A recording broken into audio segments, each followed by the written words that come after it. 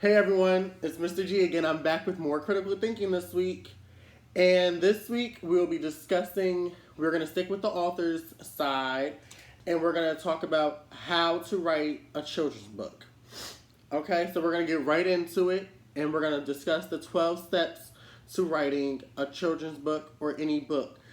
All of these techniques you can use to write any book, but these 12 steps are specifically for children's book because for writing other books you can take out some of these steps and a lot of the steps will have different information and be different for writing a regular book. Okay? So first thing first to writing a children's book is find your best idea. Okay, with finding your best idea, this means find out how your book is different from other publishers or from others published. Okay, so you can have an idea, and other books that were published can have the same idea as you, but you want to find out when picking that idea how your book is different from others that were already published and are already out there for children. Okay? So what makes your book better? What makes your book different? What's going to make a child actually want to read your book? Next, develop your main character. You may think this is too early to develop a character, the main character, or any character in your story at all, but it's not. You want to have your main character developed and ready to go when you start writing your book. You want to also make sure your character feels real. You want to make sure the reader, which is the child, is able to connect to your main character and all your characters. You don't want your main character to blend in with the other characters. You want the reader to be able to tell that's the main character, and I know that for sure. Okay? You want all the readers to be able to pick out the main character and to be able to stick with the main character throughout the whole book. You don't want your main character to ever get lost in the shadows behind the supporting characters. You want to write the right length, and that can be a little confusing by hearing those words. Write the right length. RIGHT length. Okay? And what this means is for certain age groups, there are a certain amount of words you want to use. For example, we're going to talk about ages 0 to 12. For ages 0 to 3, 0 to 200 words. Ages 2 to 5, 200 to 500 words, and that's an early picture book. So that book will have a lot of pictures in it. Ages 3 to 7, 500 to 800 words, and that's a picture book. So it's going to have pictures, but way more words with the pictures. Ages 4 to 8, 600 to 1,000 words. So as you can see, with the more words that are being added, you're going to start losing pictures, you're going to start having more words in a book, and that goes along with the age. The higher the age, the more words the child will have in the book. For ages 5 to 10, 3,000 to 10,000 words, which is considered a chapter book. So you can see from ages 4 to 8, which is 600 to 1,000 words, versus ages 5 to 10, which is 3,000 to 10,000 words. We skipped 2,000 words. Now the last one is ages 7 to 12. 10,000 to 30,000 words. That's still going to be considered a chapter book, but just longer. So with ages 7 to 12, you can do so much more in a book because there won't be any pictures really. And if there are pictures, it's going to be one so many pages with a whole bunch of words in the book. Okay?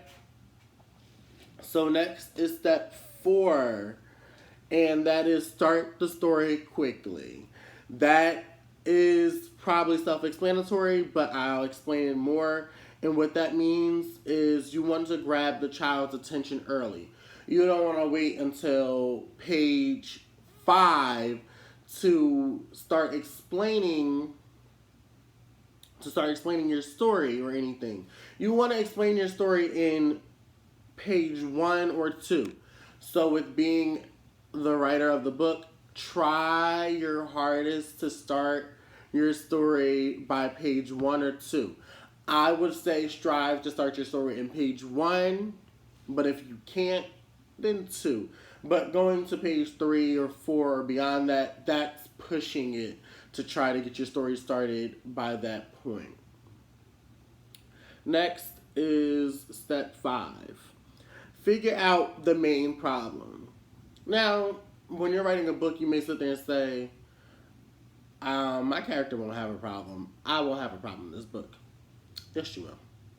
You will definitely have a problem. And I'm not saying a problem writing it, which that may happen. You may end up having a problem when writing your book.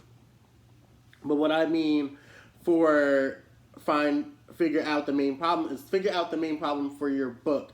Because every character will have a problem. Your main character will have a problem and should have a problem. That's what's going to make your story interesting. That's what's going to keep the reader engaged, okay? And your problem could be anything. It can be a crisis, a mystery, or even a problem with another character, with another person. That's where you would get protagonist and antagonist. But we're not going to discuss those two things. We're not going to discuss what a protagonist and antagonist is, because that's not important for today's lesson. But just make sure you figure out the main problem after you start your story. You want to start your story quickly, but also make sure you figure out what the main problem is for your main character. So main problem goes with the main character. But the main problem can also be a problem for your other characters, not just the main character. It could also be a problem for a supporting character. So you want to remember that. You want to use repetition, which is the 6th step. Repetition means repeat. And this is the best thing for a children's book. Repeat, repeat, repeat, repeat.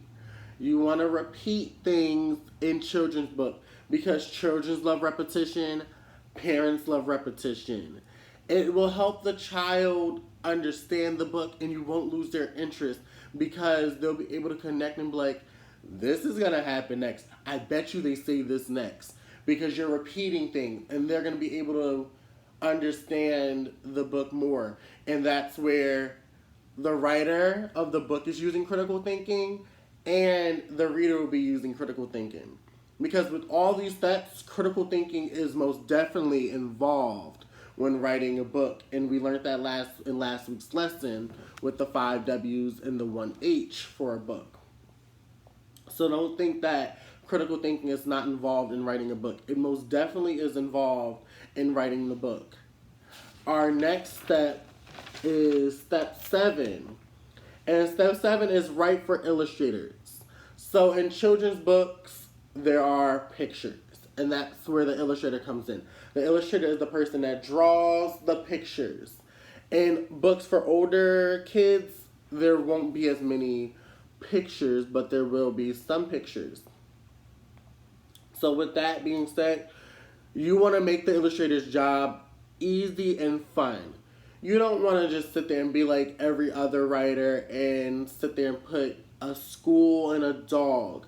Make the writer's job fun. They've drawn a lot of schools and a lot of dogs, I'm pretty sure. So you want to give them a different animal. Do a raccoon, if you will, or a lemur. An animal that's different, that they haven't really drawn. Make their job easy and fun. Give them a lot of words so they know what the scenery is like. Instead of giving them a school or a house, give them a greenhouse. And that's where plants are located. Outside. Number 8, end the story quickly. That is self-explanatory, I would say. End the story quickly. Just like you started your story quickly, end your story quickly.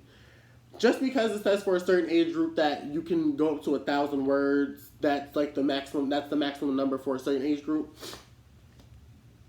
does not mean you have to use 1,000 words. If you go to 800 words for a certain age group and you see that that's the end of your story, end it. Don't try to go any further. End it there. Okay? You don't have to go to the maximum number count or maximum word count for a specific age group just because that's what is recommended for that age group. Because honestly, if you get to the end of your story and you try to add more words, you're going to lose the reader, one, and the reader will end up getting bored, two. Number 9, our ninth step is choose your title. And you're probably wondering, why am I choosing my title when my story's ended, when my book is ended? Because most people don't get their titles until the end of writing. And for example, me. In high school, I would write an article or write an essay and start off with my title, put my title right in the beginning. And after writing my whole article or essay, I'll realize this title doesn't fit. I have to change it. And I end up changing it at the end. So choosing your title at the end is your best bet. So wait until the end of writing to choose your title so then you know you have maybe the best title you can think of. And don't just put the first title down that you come up with. Put multiple titles down and see which one best goes with your story. Number 10, a revision strategy. Walk the plank. So the revision strategy is walk the plank. You want to reread, take words out. Okay? So you want to go through every sentence multiple times. You want to reread the sentences. And you want to take words out. You don't want to just take unnecessary words out. You want to take words out where it matters. Okay? So what that means is if you're reading and when you're reading your sentence, say to yourself, if I take this word out, will this sentence still make sense? And it could be in that one sentence where you can take 5 words out and it will still make sense. That will make your story shorter and that will make your story end faster and make your reader better understand and not get bored by reading words that they didn't have to read. Now the last 2 are not really important for you guys because we're not writing a book right now, but if you ever want to write a book, these 2 are important steps. So I'm going to touch on number 11 and 12 very lightly, going a little more in depth into number 12 because I feel like you guys need to know that a little more, so we'll touch on that a little deeper. Number 11 is how to find an editor. The editor is the person that rereads and makes your story or your book better. So there are 2 different types of editors. There are 2 different types of editors. There's a developmental editor and a copy editor. The developmental editor they help improve your story. So they're going to help you improve your story better than what you already had. And the copy editor, they fix your grammar mistakes. If you were supposed to have a comma and you forgot to put the comma, they'll throw that in there. They'll rearrange your words or they'll put a better word in a certain spot for you. So that's how you will find an editor. And you want to remember those things in mind when looking for an editor. Now our last one for today's video is how to find an illustrator. It's a children's book. You need pictures for a children's book. So you want to find an editor. Most important, and this is also the most important step of the post-writing process. Okay? So I'm just going to tell you guys a few price ranges that have to go with your illustrators, For under $1,000, which will be low quality, you can get an editor that's been on the job for less than a month. $1,000 to $3,000, which is a cheap editor, that's 1 to 2 months of being an editor. $3,000 to $5,000, which that's 2 to 6 months of being an illustrator. $5,000 to $12,000, which is considered high quality in the industry. You would get 3 to 6 months of a person being on the job. $12,000 to $20,000, which is pretty steep in a price. That's an illustrator that has been on the job for 4 to 8 months, and that's considered a small publisher. For a big publisher, that's going to cost you $20,000 to $60,000, and that means the illustrator has been on the job for 4 to 12 months plus. Okay, so that's the 12 steps to writing a book, guys. And remember, when writing a book, critical thinking is most definitely involved in writing your book. Okay, it may not seem like it is involved, but critical thinking is definitely involved when writing a book. That's it for this week's lesson on critical thinking. I hope you guys come back next week for the last video on critical thinking, where we're going to tie all of our weeks into one and play a couple critical thinking games. Thank you, guys. I'm Mr. G. See you next week. Bye.